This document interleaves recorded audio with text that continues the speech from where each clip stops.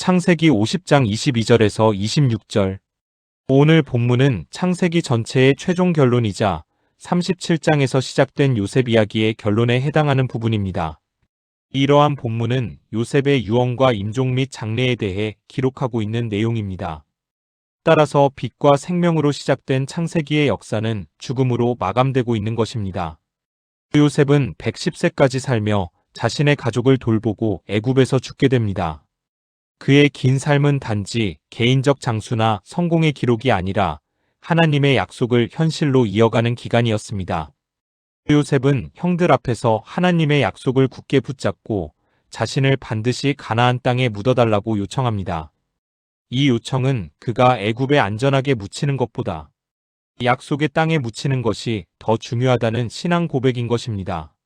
즉 그는 개인적 존엄보다 언약적 약속, 다시 말하면 조상들에게 주신 땅의 우선성을 고백하는 행위로 후일 출애굽과 가나안 회복을 향한 신실한 연결고리 역할을 한 것입니다.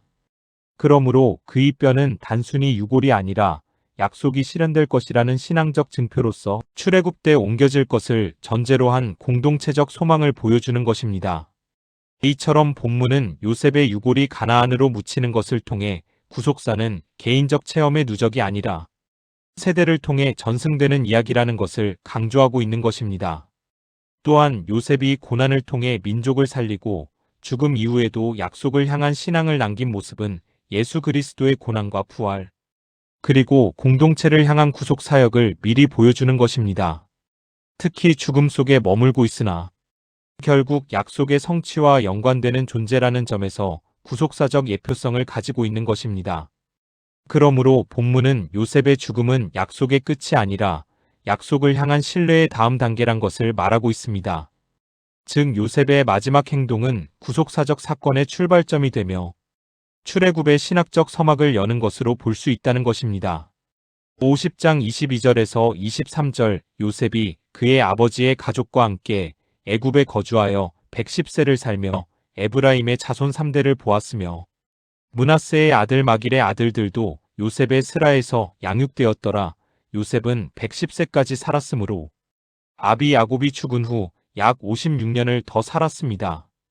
그럼에도 불구하고 야곱의 장래가 기록된 후 요셉의 56년의 생애에 대해서는 별로 기록이 남아있지 않습니다. 이는 그 이후의 삶이 그 이전의 삶과 별로 다를 바가 없었기 때문일 것입니다. 다만 본문은 요셉이 야곱 장래 이후 그의 형제들과 가문을 위하여 힘써 노력하였음을 암시하고 있습니다. 또한 본문에서 요셉이 에브라임의 자손 3대를 보았다라는 것은 요셉이 애굽의 총리로서 영화를 누렸을 뿐만 아니라 고손자까지도 보는 귀한 축복을 누렸음을 보여주고 있는 것입니다. 한편 본문에서 말하는 마길은 므낫세의 첩인 아람 여인이 낳은 아들입니다. 역대기상 7장 14절. 반면 므낫세의 본처가 낳은 아들은 이스라엘 역대기상 7장 14절이지만 본문에는 그의 이름이 기록되지 않았습니다. 이로 보아 본문은 요셉이 처가 아닌 첩에게서 낳은 자녀까지도 직접 보살피는 지극히 자상한 사람이었음을 암시하고자 하는 것입니다. 그리고 요셉의 스라에서 양육되었더라를 직역하면 그들이 요셉의 무릎 위에서 태어났다입니다. 이는 두 가지 해석이 있으나 즉 양자로 삼았다는 것과 므낫세의 첩에게서 낳은 손자까지도 자상하게 귀여워했다는 뜻입니다. 그런데 라헬이 그녀의 여종 비라를 통하여 아들을 낳아 내 무릎에 두리라는 표현 역시 양자로 삼는 것을 뜻한다고 보면 본문의 표현 역시 양자로 삼는 것을 뜻한다고 보는 것이 좋을 것입니다. 어느 쪽으로 해석하든지 요셉의 말년은 하나님의 은혜와 축복을 받은 행복한 노년을 보내었음을 본문은 말하고 있는 것입니다. 24절에서 25절은 요셉이 남긴 마지막 예언과 유언에 관한 내용입니다.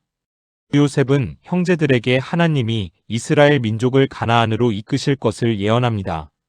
본문에서 요셉은 나는 죽을 것이나라고 말하면서 그 자신은 비록 총리라는 직책을 가지고 애굽의 온갖 영화를 누렸지만 가나안 땅이 아니고 결국 타국 땅인 애굽에서 죽는다는 것에 대한 아쉬움의 감정을 나타내고 있습니다. 그러면서 요셉은 하나님께서 애굽에 있는 이스라엘 백성에게 마음을 두고 확실히 살피시다가 적당한 때에 하나님께서 택한 자를 시켜 그 백성을 불러내실 것이라고 예언을 합니다.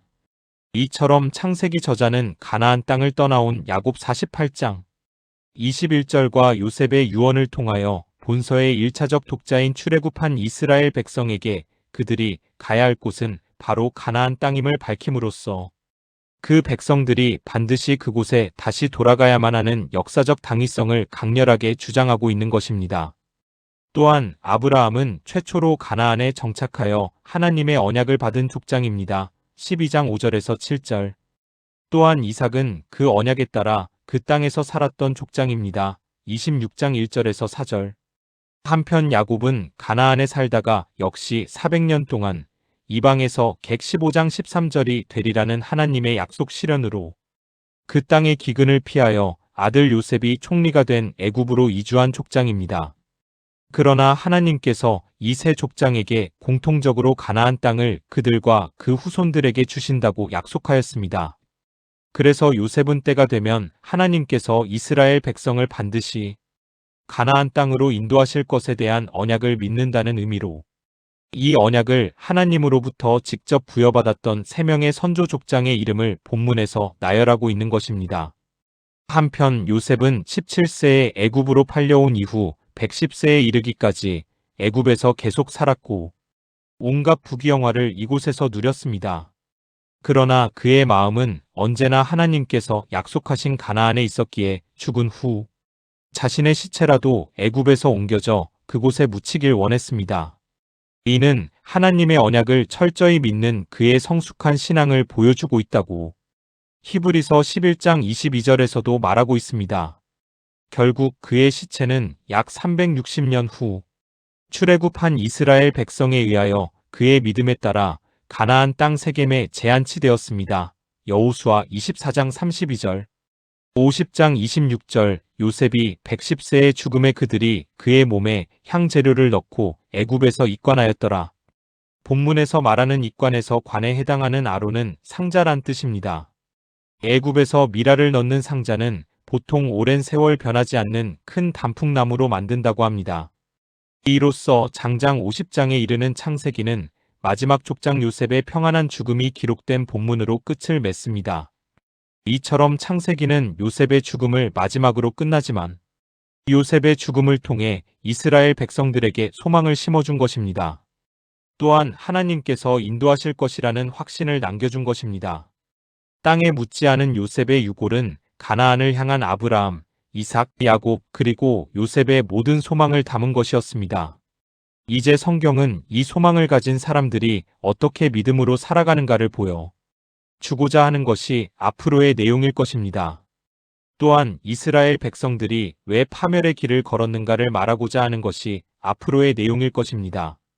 그렇다면 그들은 믿음과 소망을 잘못 이해하고 있었던 것을 아닐까요? 이 시간, 나는 과연 믿음과 소망을 어떻게 나의 삶에 적용하고 있는지 한번 생각해 보는 시간이 되었으면 합니다.